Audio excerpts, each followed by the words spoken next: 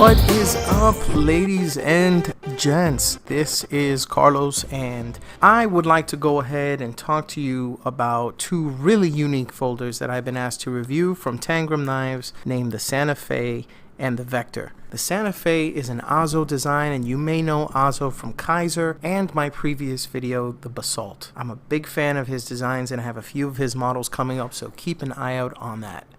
The Vector is a design from Kim Ning, and he's a really nice guy whom I met at the Kaiser booth this year at Blade. He is also behind some unique models like the Sovereign and the Shoal from Kaiser, and in a little bit you'll see why I brought up the Shoal, but I'm getting ahead of myself here, so anyways, back to Tangram knives. Just to touch up on Tangram as a company, their name actually refers to a Chinese puzzle made of 7 flat shapes that are put together to form objects.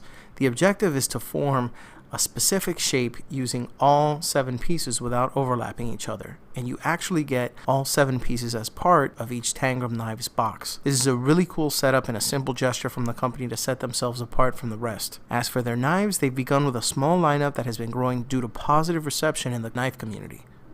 It's always difficult for Chinese knives to really gain a consistent following due to the stigma that comes with gas station knives and the $7 Amazon knife specials like the M-Tech in my crappy knives video. And if you don't know what I'm talking about, feel free to check it out once you're done with this review.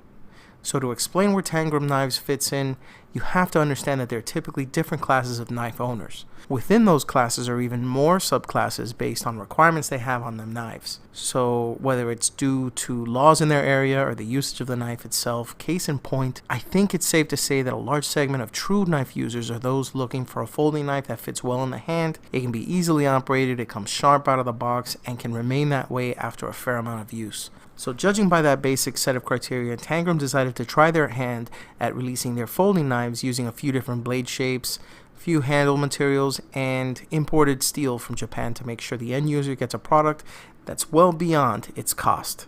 And speaking of cost, they know that workers don't get paid like executives, so they price their knives to keep them accessible to the average knife user. As a result, what you get are knives built in the same Chinese factory that Kaiser knives are manufactured, but are being sold at around $30 to $45 as of the date of this video. Here are 2 examples of what you get for your money. First up is the Santa Fe from Azo. There's a lot to talk about with this knife, so I'll be doing a follow-up video with more in-depth review on performance and my overall feedback. But in the meantime, the specs are on screen for those knife nerds to compare to some of their other slicey diceys that they own. The Santa Fe is known in their catalog as model TG3002, and the company offers this knife in your choice of 2 models, both of which come with G10 scales. You can purchase the A1 version in black or A2 in brown for about $30 with 2-day Prime delivery on Amazon.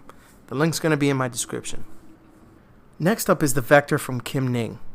This knife is a little smaller than the Santa Fe, and they chose to make the knife in a bit of a different direction.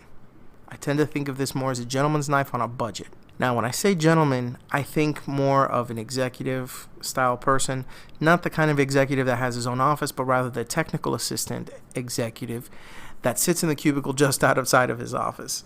You know, the guy that does all the work. At just under 3 inches in blade length, you're going to find that this is going to be able to use in more areas than the Vector, and weighs just about the same, although it sports milled aluminum handles instead of G10. At the time of this video, you can pick up this model in black, around $45 shipped with Amazon Prime, so be sure to keep an eye out for that. So what are my first impressions on the Santa Fe? Okay, like I said before, Azo's designs have earned a place in my collection, and I really like how this design was executed by Tangram. The knife is deployed using thumb studs and runs on phosphor bronze washers. It came dead center right out of the box, and it flicks out with a snap no matter which hand I use to operate the thumb studs. The G10 on this is really grippy, but it's not overly rough, and I would describe it as very close to the G10 texture that you'd find on a Spyderco Para 3, which is around 4 times the price. You also get a deep carry clip, and you can position it on either side for ambidextrous tip-up carry. The blade shape is a modified Warncliffe, has a slight belly to it, and I really want to stress that if you haven't carried and used a blade like this, you really need to check out the Santa Fe. Blade steel is Japanese Akuro 440, which was made to provide an upgrade of AUS 8 in both edge retention and corrosion resistance. So think of something along the lines of, VG10. One thing I will say about this knife is that for left-handed users, the space between the thumb stud and the scales are closer together on the left than on the right side, so you may not have the same experience opening the knife as easily as somebody who is right-handed. Either way, I was able to deploy and close the knife without any problems using both hands, so it shouldn't cause too much of an issue, but it's something minor that I did want to point out. This is definitely a knife I'd carry whenever I'm using jeans, and it hides really well in the pocket. As for my first impressions on the Vector, okay. So in all honesty, when I received both of the knives to review, it was love at first sight when I saw the Santa Fe. And not so much with the Vector, but after flipping it and really giving it a good look over, I gotta say it's really grown on me. It also uses a thumb stud to open like the Santa Fe, but it has a much quieter sound when opening it.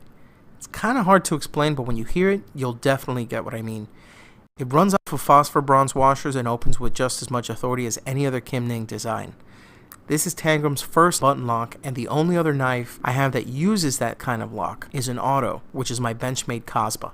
Unlike the Kasba, you only push the button to disengage the lock so it can be folded again. So you still have to deploy it using the thumb studs. The knife reminds me a lot of Kim's Kaiser design, the Mini Shoal, model number KI3469-A2.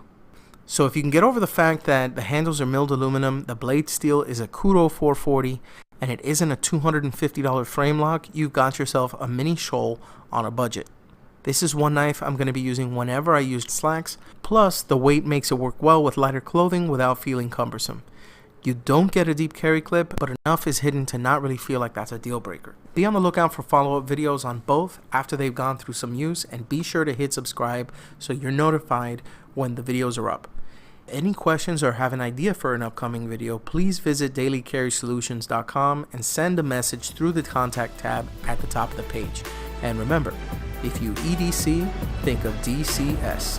dailycarrysolutions.com. See you next time.